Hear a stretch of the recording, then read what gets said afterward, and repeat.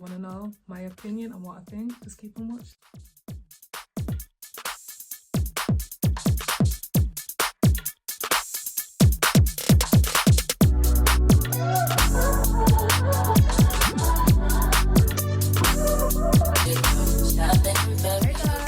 Good, it's your girl Nisi here and I'm back with another video. And in today's video I'm going to be touching on the section 8 aka EBT in America. So obviously for the UK that will be like benefits or universal credits.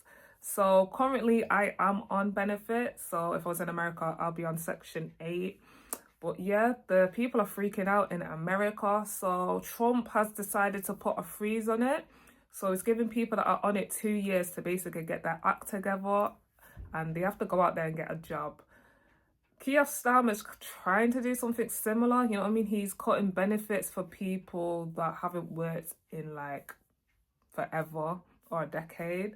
So yeah, obviously we're talking about able people here. So obviously people if they're disabled or like have a mental problem, or like in my situation, I have a kid with disabilities, so I struggle to work. So literally, funny enough, this time last year, I left my job. That job I had, I was working there for about 3 years, but it just got too much with childcare and my son and his needs, so I had to give it up. And obviously I have other children.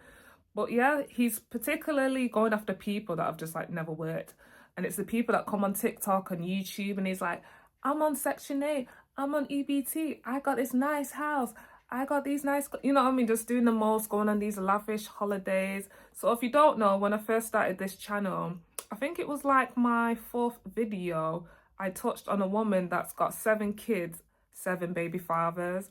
Put a picture here and I'm gonna link it at the end of this video. So if you've not seen it, please check it out because the views were really low on that. But like I said, that was like my 4th video. But yeah, it's people like that that glorify it, and then they're just like, yeah, yous are gonna pay for my kids. I don't like, it's people like that that the real people that need it don't get it, or they're not, you know, eligible for it. And now you've just ruined it, you know what I mean? It's people like that that play the system and just ruin it for the people that really need it.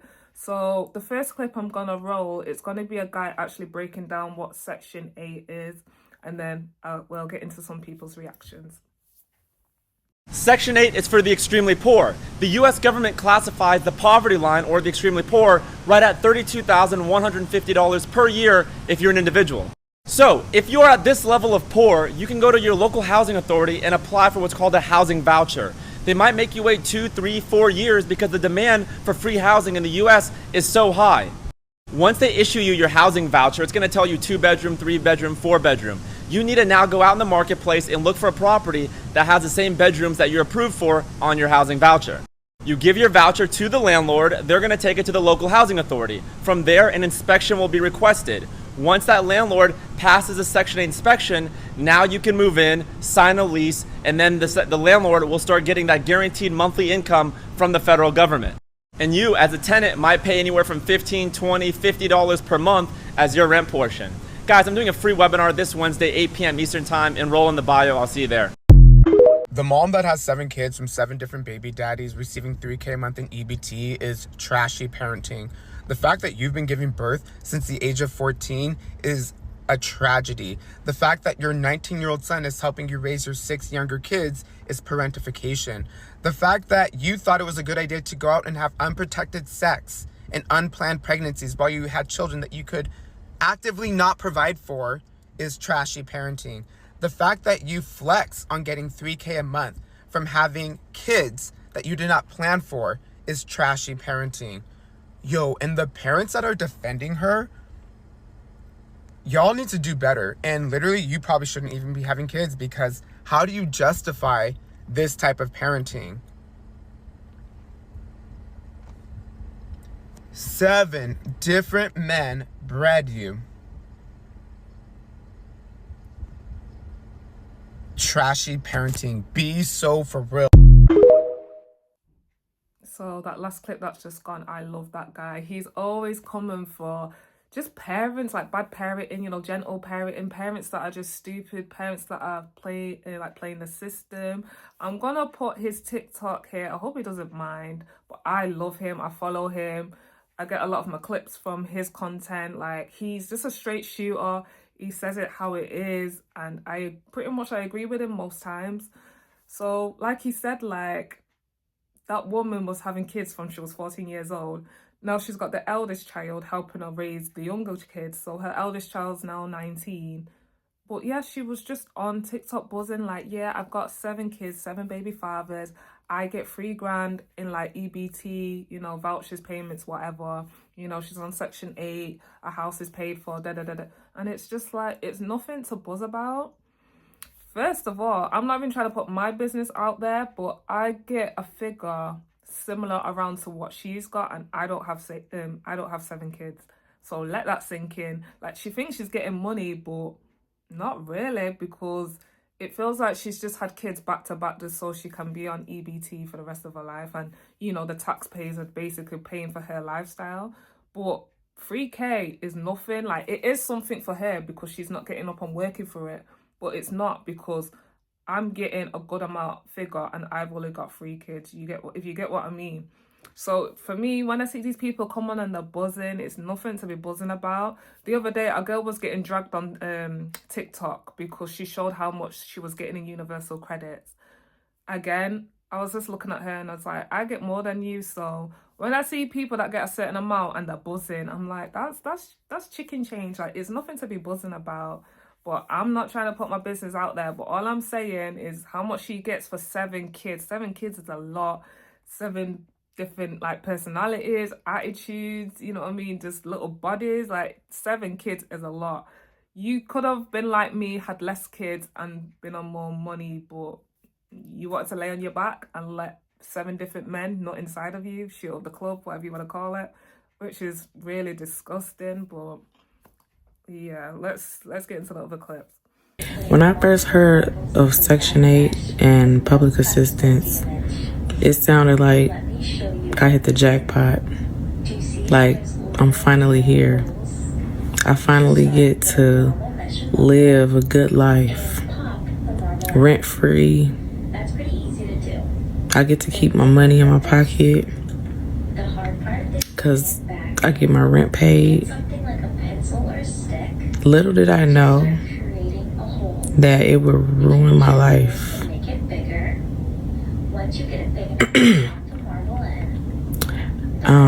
I got Section 8 after I had my second child. I applied to all these wait lists and I finally got it. And I got to choose the neighborhood I wanted to live in. I got to pick the house that I wanted to live in as long as it fit the budget. I got to choose how many bedrooms that I got. It was so wonderful. At that time, I didn't know that my then boyfriend, who already had a felony, would not be able to live with me anymore.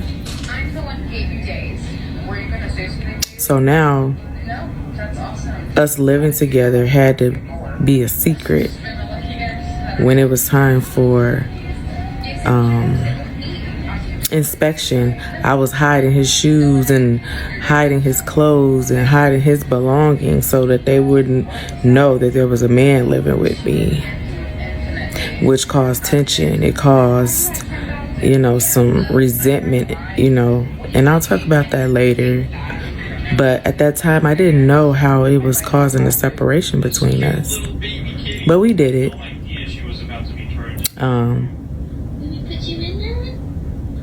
You hear a knock at the door and you wondered if it's management or maintenance or somebody who gonna see him there. So again, we would hide and sneak around and make it seem like, he didn't live there. And then it became one of those things that you don't live here. You can't even be on a lease. Not seeing how it would later on tear our family apart in many ways. Hey guys, so I just seen another video and the lady was basically talking about how like Section 8 is a trap, like how it ruined her life. And I actually had this conversation with my mom. So we was talking about how Section 8 is like a trap to keep you like in poverty. Cause you know, like when you have Section 8, you gotta make a certain amount of money. Like you have to make a certain amount to stay there. Like you gotta be broke. So a lot of people get in Section 8 and they're like so used to it. Like they enjoy having all their free stuff, and like who wouldn't, like in this day and age? But you gotta think, like they get so caught up in the, oh, I can't make a certain amount so that I can keep my Section 8. So it keeps you broke. And then it's like, you know, like it keeps that generational poverty instead of creating generational wealth, which is what white people do for their kids. And it's just it's a really deep rabbit hole that we need to discuss. I get what she's saying. It can be a trap, but it's kind of like if you fall for it. So it's like getting a car finance, been there, done that. That's just a way they keep you in rotation, keep you in debt basically, because you never have ownership unless you know what I mean, pay off the car in full. But usually, so the last finance I had it for 2 years, and then that's why you either pay like the remainder or you get a new finance, or you do it all over again. So I feel like with benefits, that's it. If you're on it for too long, you get used to the lifestyle, and you get used to being paid on that particular date, that you end up being on it for like 5 to 10 years, and then you're just stuck, and it's like time flies by. So by the time you know it, it's like, oh, I'm 40 years old and I'm still on Section 8. So I do get what she means by it's a trap, but it's only a trap if you let it be. So I've been working since I was 15 years old. I first went on benefits, I want to say when I was 26.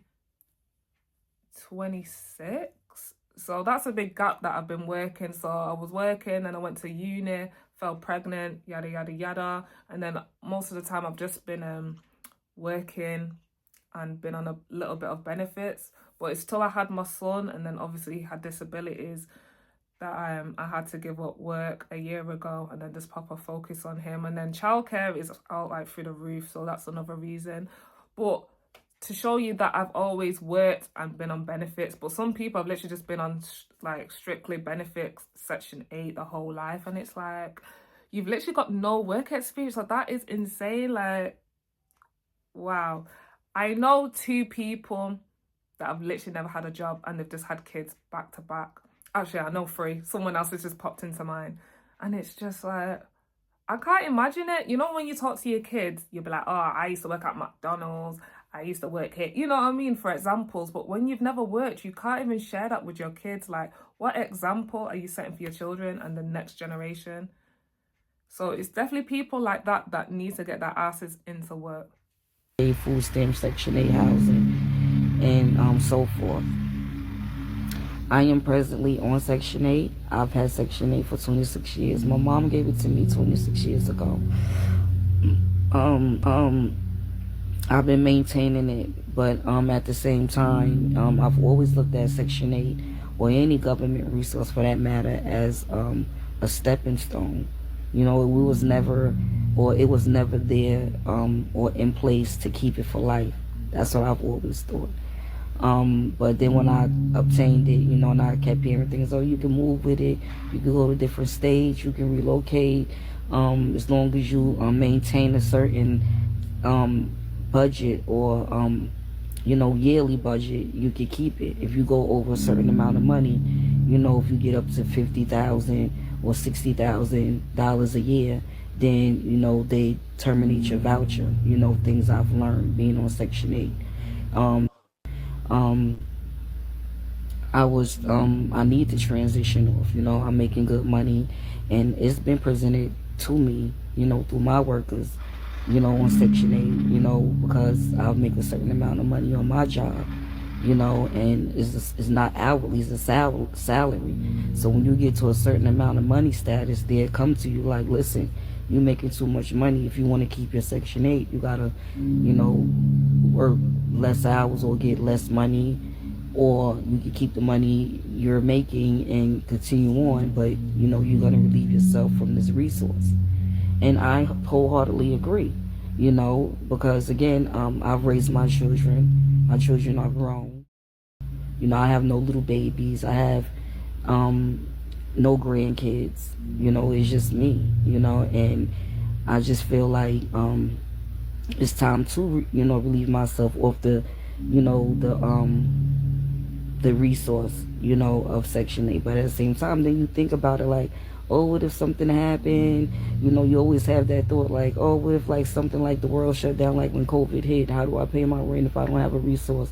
I'll be stuck with paying the market rent. Granted, I think about that again because I've been on Section 8 for so long. So for me to transition to pay market rent, I think about it. I've thought about it, like, drop my job, work. That clip, I was so confused because, sorry, it had to be chopped and screwed a bit. My alarm was going off once I was screen recording it, but just what she was saying wasn't making any sense. So first of all, she said her Section 8, she got it after her mum, so maybe I'm guessing her mum passed.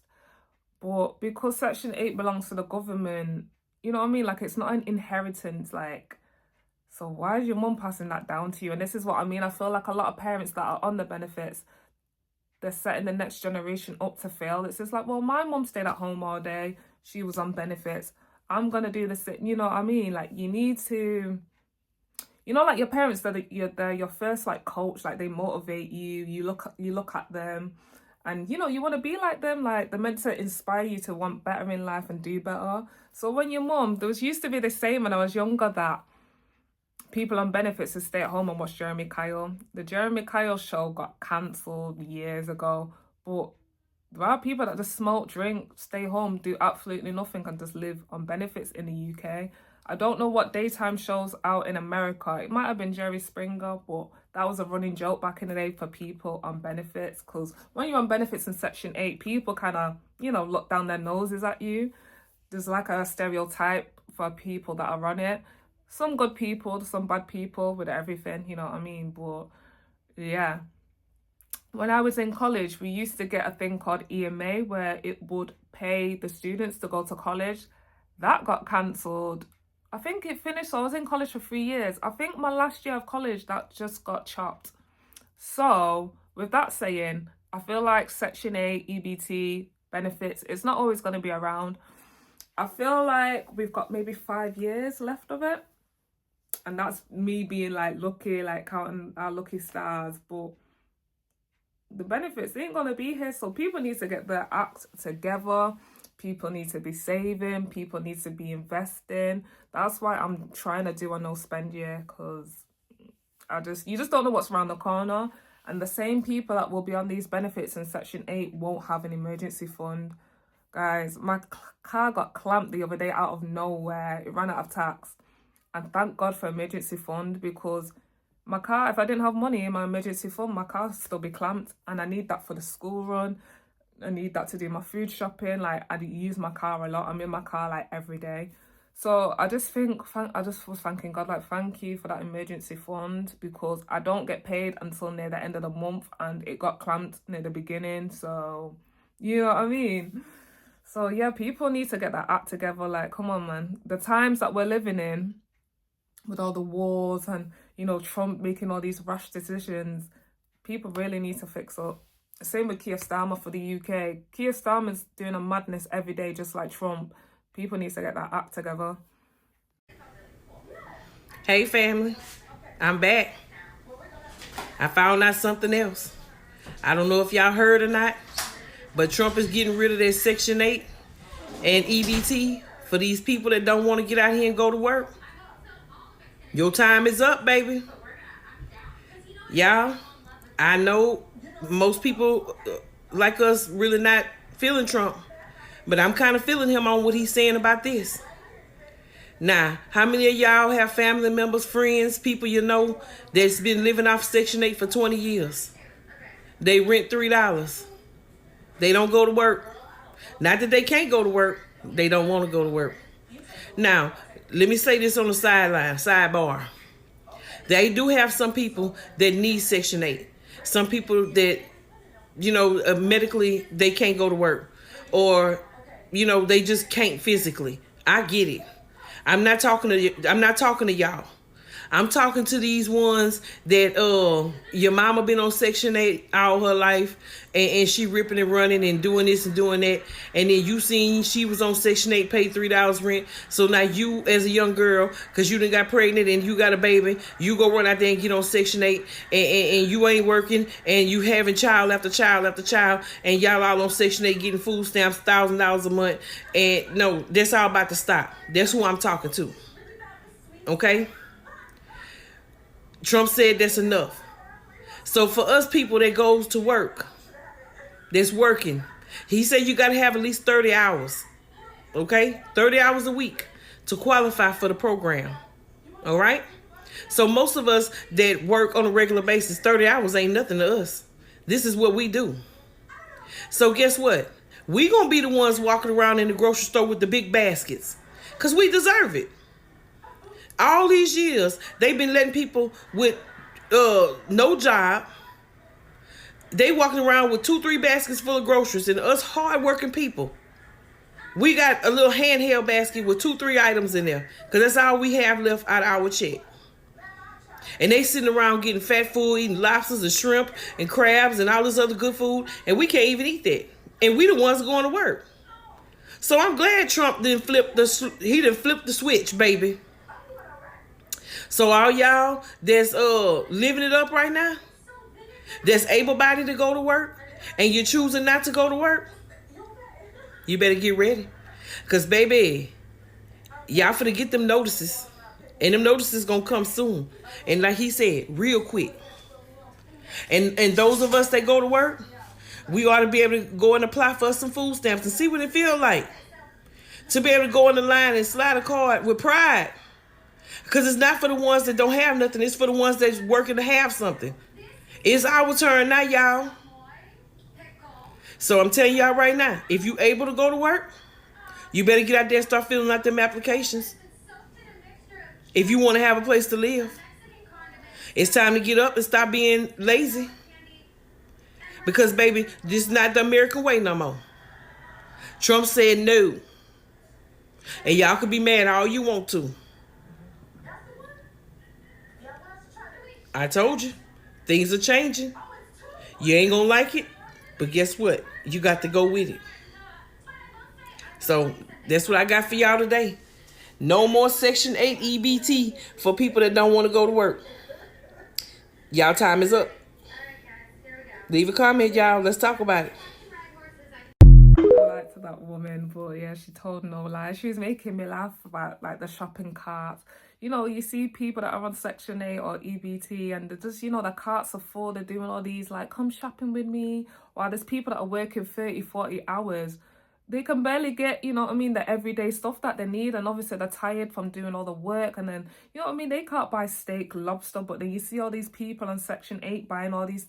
Yes, it's their time. The tables have turned. Trump is turning the tables. And it's like, yo, all you people that have been working, you're going to get a nice handout. Treat yourself. You know what I mean? When you got that weekend off, go all out, buy some tasty food, enjoy. While the people that have not worked in like 10 years, go and find a job, get into work, go and do a course, like, better yourself.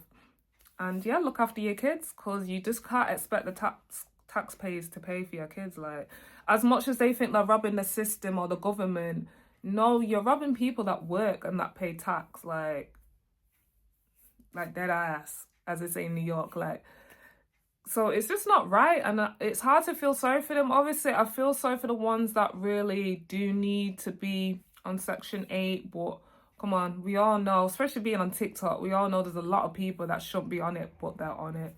But yeah, man, she's buzzing. She's like, yes, the tables have turned. It's our time, you know, people working 30 plus hours. You know what I mean? You better get it. And I'm happy for them. My sister, she's got no kids and she constantly works. And there's a girl in her that works in her shop that just moans. She's on benefits, but she only works 2 days. She gets like offered, do you want to work more days, get more? And she's like, no, because it's going to cut, you know what I mean? It's going to cut into my benefits. And it's just like, wouldn't you just want to bet yourself and make more money? She'll earn more money working than what she gets on benefits. And this is what I mean. People that get EBT, they buzz about, oh, I get this much. And it's like, it's chicken change. By the time you pay out your rent and everything that needs to be paid for, you're literally left with nothing. But if you was working, you'd have some money left over. Man, I just seen a dude confuse this shit talking about if I get a job, I can get food stamps. If I don't get a job, they cut my food stamps. Have you ever heard the fucking term, you idiot? Help those that help themselves? Why the fuck would I help you if you ain't trying to help yourself? If you are on Section 8 housing, you only get 2 years. Now, I know a lot of y'all don't want to hear that, but understand the matter of the fact is that a lot of people get on this Section 8 and get this housing, and they sit on it for years, and they never do nothing else with their life. They get content and comfortable with what's going on in front of them. They sit up, they buy bags, they got the most expensive cars, they buying their kids all these expensive clothes, instead of saving money and putting this money up to progress, to get ahead in life. It's like somebody asking you for a loan to get ahead on their bills, but then they never get ahead on their bills because next month they need your help again. They need your help again because they really tricked all that money off. See, the thing is this: you need to get up off your ASS, do something with your life, and stop trying to sit around on housing in Section 8 for the rest of your life, because it's not going to always be there. What are you going to do if the economy just drops right now? What are you going to do if they take housing in Section 8 away and you've been on there for 4 or 5 years and you haven't been doing nothing? Yeah, we got single mothers out here, but the thing is this: nobody told you to lay down with a ain't nothing man. Nobody told you to do that.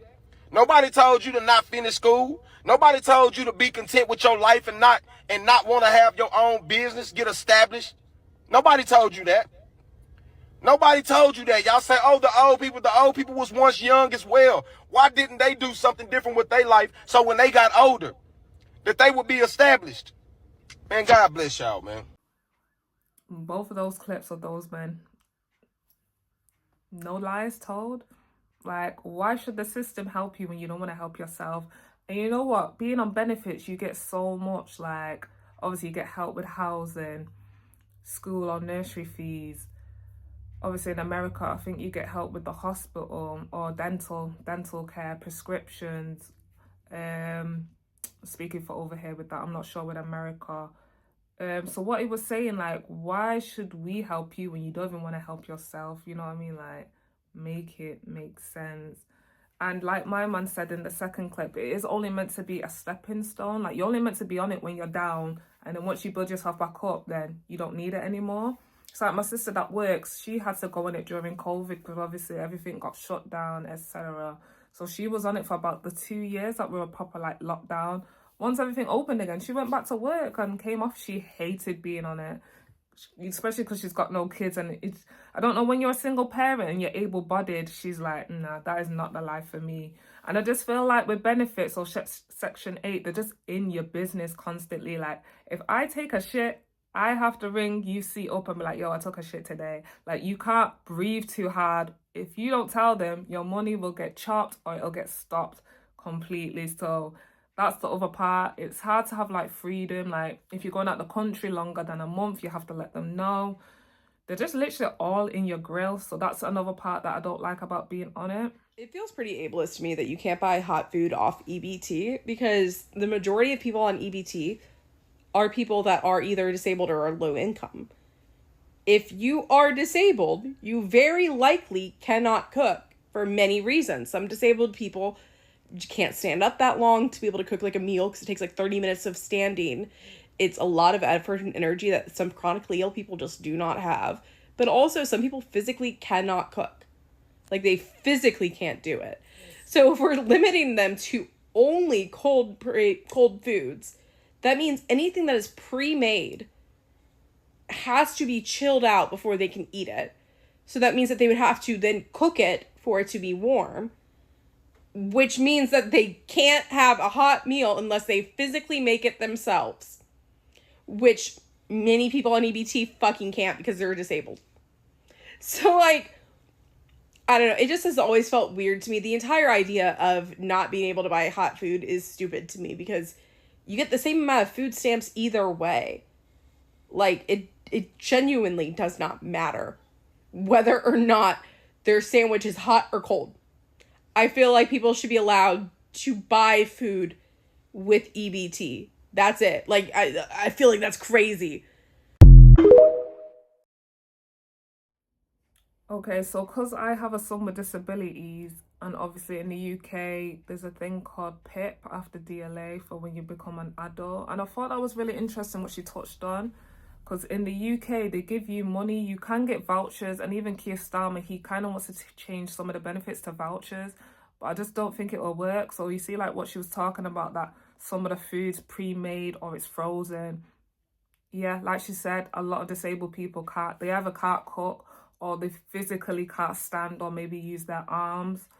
So yeah, it's not a good idea that they are doing that. I feel like that's unfair. So that's wrong. But like I said, Keir Starmer, he wants to start trying giving vouchers, and it's like, no.